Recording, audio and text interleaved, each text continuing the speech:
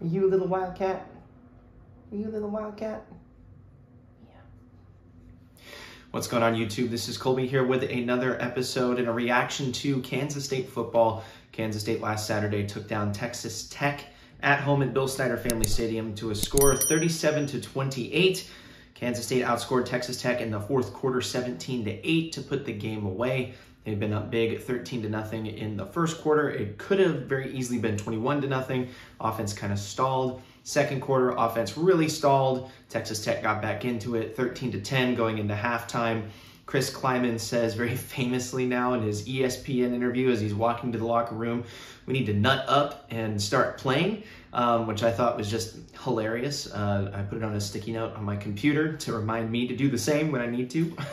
But also then he essentially, we don't have any recordings of it, but he really lit up the offense, lit a fire under them. Colin Klein made some excellent adjustments. And it's kind of close in the third quarter, tied up from time to time. And then Kansas State takes it away in the fourth quarter to win the game. Kansas State's now 4-1 and 2-0 on the season. The loss against Tulane still, I think, weighing in the mind of some people, and I understand. But I don't think that Kansas State beats Oklahoma if they don't take down, if they aren't taken down by Tulane. I think that woke them up. It was a little bit of a wake-up call for them. And anyway, here we are. So now we're going into Iowa State this weekend. I will be calling that game for Wildcat 91.9. I'll be doing play-by-play. My colleague Jasmine Halliburton is going to be doing color for us. JP Cardenas, that you probably know because he was the young man who made the touchdown call on Tico Sports that went viral over the weekend for Kansas State, the first Spanish broadcast for the Wildcats. He's also a member of Wildcat 91.9. He's going to be on the radio doing some pregame and halftime coverage for us with our sports director, Anthony Georges, and some other folks. It's going to be a great game. You'll definitely want to tune in. It's one of the few games that we're actually able to travel to because it's relatively close to Manhattan. So definitely stay around for that. So just some statistics. Kansas State was 4 of 13 on third down, which is not very good, and they did not attempt any fourth down attempts. However, Kansas State made up for that with the big plays. They tore off multiple large plays. I mean, Adrian Martinez was into the end zone in 2 plays on the first drive of the game for Kansas State. I really like their decision to, we're going to play it aggressively. We're going to take the ball for the first part of the game and we'll kick it away at halftime to really try and set the pace. Did that at Oklahoma. Now they did that at Texas Tech, and it's paid dividends for them both times. They've marched down the field and scored on both of those opening drives. Kansas State had 459 total yards. Texas Tech 473. Texas Tech in the passing game, they went 34 of 48 for 7.5 yards per completion, 2 interceptions, and 2 throwing touchdowns. Kansas State, Adrian Martinez only went 12 of 19, 6.1 yards per completion, no interceptions, and 1 touchdown. He was just over 100 yards in the passing game. Texas Tech, they had 34 rushing attempts for 114 yards, 3.4 yards per carry, a testament to the Kansas State defense and how they really stuffed the run game of Texas Tech. Their running back, Thompson, is a stud. He is a player that can make a lot of great big-time adjustments and really get some stuff going for your offense, and Kansas State bottled him up really well. Kansas State had 39 rushing attempts for 343 yards, 8.8 yards per carry. All the thanks go to Adrian Martinez and Deuce Vaughn for that. Because that was just, wow, what a big-time day for them in the rushing department. And I'll get to a really cool statistic about that in a second. Texas Tech, they lost 2 fumbles and threw 2 interceptions. K-State's pass rush was absolutely nasty, forced multiple strip sacks, which was big. Felix Anudike-Uzomah now is tied for the all-time forced fumble record at Kansas State. The man is only a junior. Texas Tech lost 2 fumbles through 2 interceptions. K-State had an uncharacteristic fumble from Deuce Vaughn, just got hit the wrong way. It was scary for a second because he had to come off out of the play, off the field, and we were like, oh no, is he going to be gone? I think he just got the wind knocked out of him. He's back in the game a couple plays later. And then despite the dominance in the run game, usually because of the way that football is set up with the running game, running clock, 343 yards, 8.8 yards per carry. You'd think that Kansas State would dominate time of possession, which is kind of one of the keys to their success, and they didn't. Texas Tech actually beat them 32 minutes and 12 seconds to Kansas State's 27 minutes and 27 seconds. So here you go. Adrian Martinez playing with his hair on fire during the last 2 games. He has officially joined. This is a great stat. Ryan Lackey found. D. Scott Fritchen then went out and put it out there, and then it started really blowing up for everybody on Twitter. But Adrian Martinez is now only one of 3 players in the last decade to have 2 games where he rushed for 300 yards and 7 touchdowns. And the other 2 players was 2010 Cam Newton, who won the Heisman that year. And then the other player was 2016 Lamar Jackson, who won the Heisman that year. So Adrian Martinez, with those numbers, has actually moved up to number 5 in the Heisman betting odds. Derek Young, Cole Manbeck, John Kurtz were talking in their 3 Mob podcast about how we think that it's likely that that came from Vegas just being kind of conservative. And if Adrian Martinez does then go out and do special and Kansas State goes 11-1 on the season, then, you know, he's a serious Heisman contender. If not, then that's just them covering their back.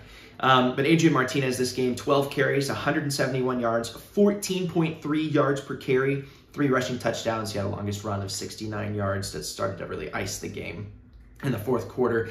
Deuce Vaughn had 23 carries for 170 yards, 7.4 yards per carry. Didn't have any rushing touchdowns. He's been quiet in the touchdown department, but he pretty famously as well said that if I score no more touchdowns and we win the Big 12, totally worth it. He's a great team player. He also had a longest of 69 yards. 69, just the magic number. Phillip Brooks, he had 1 reception that went for a touchdown. Defense looked absolutely stout. Kolby Savage, 9 total tackles, 8 solos, 1 tackle for loss. Khalid Duke and King Felix both had 8 total tackles, 5 solo tackles, 3 sacks, and 3 tackles for loss. King Felix and Uzama had 6 total tackles. I misread my number there. But yeah, both had 3 sacks and 3 tackles for loss. So that's pretty awesome. King Felix also came up with a couple of strip sacks that were big. Julius Brents finally got his interception. Austin Moore had 7 total tackles, 6 solos, a tackle for loss, an interception. He dove across the screen to make the interception. He's really playing at a high level, all conference level. Might garner himself some 2nd team, 3rd team All-American honors if he continues to play the way that he is doing. Definitely all conference though if he continues in the same way that he is playing. And then this is kind of a fun factoid for you, but in 1945, 1946, Army football had Glenn Davis, and they had Doc Blanchard. Glenn Davis won the Heisman in 1945. Doc Blanchard won the Heisman in 1946. They were called Mr. Inside and Mr. Outside. I'm proposing that we refer to 9 a.m. and Deuce Vaughn as Mr. Inside and Mr. Outside from now on. Granted, Army was running the triple option. Kansas State does not, but they are the most dangerous dual quarterback running back tandem in the country right now. They've combined for over 1,100 yards. I think it was like 9 touchdowns or something like that in the last 2 games. It's ridiculous, and they are on top of those statistics.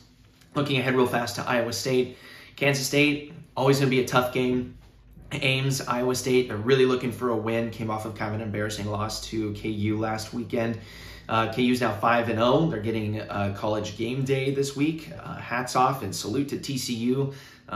Beat them up for us. But yeah, Iowa State, their freshman kicker, he missed 3 field goals. Iowa State wins that game. If they make any of those field goals, at least take it to overtime if they make at least one of them.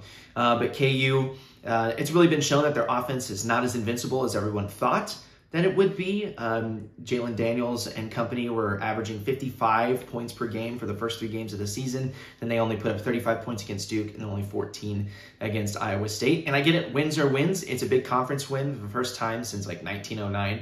It's 2009, I know. KU is 5-0 and 2-0 in conference play. Then also don't forget the statistic that in 2009, after going 5-0 and 2-0, KU then proceeded to go 0-7 and missed a bowl game. So you just never know. And college football is wacky this year. Their dream season could be just that and only that. But you'll never know. We won't know. And it'll be interesting to see. Iowa State and Hunter Deckers, on the other hand, not looking so great. Hunter Deckers is a tree. I mean, he just stands there. He looks like Tom Brady getting run over in the pocket. And I don't think that that's going to be very good for Iowa State, considering the pass rush that Kansas State's going to put on him with Khalid Duke, Felix Anudike-Uzama, Nate Matlack, Eli Huggins, all of these guys. Nate Matlack is looking to come back as well. Khalid Duke playing some of his best football that we've seen in a long time, coming off of his season-ending injury last year. It's really exciting for the Kansas State defense. The secondary looks pretty stout as well.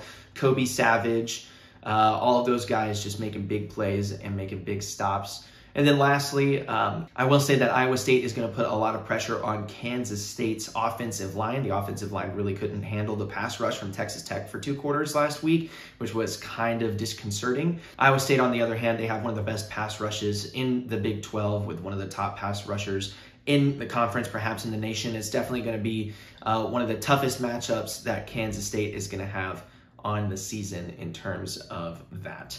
Well, anyway, I hope that you tune in to hear the rest of the game. Thanks for joining me. I think that Iowa State is a winnable game. Kansas State very well could be 5-1 and 3-0 in conference play going into their bye week before they play TCU. You just never know. But Ames is definitely going to be a hostile environment. They're doing their blackout the whole bit. So you definitely won't want to miss our broadcast on Wildcat 91.9. You can check us out. If you aren't in the kind of Junction City, Manhattan, Wamego coverage area, just go to wildcat919.com. You can listen to us there. So yeah, I hope you guys have a great rest of your week. Emaw, and let's get it done. What's going on, YouTube? This is Kolby Van Camp here, the host of Training Camp on Kansas State University student radio station Wildcat 91.9 FM. If you like the content that I've been putting out, be sure to hit the like button, smash subscribe, and ring the heck out of that bell so that you never miss another one of my shows again.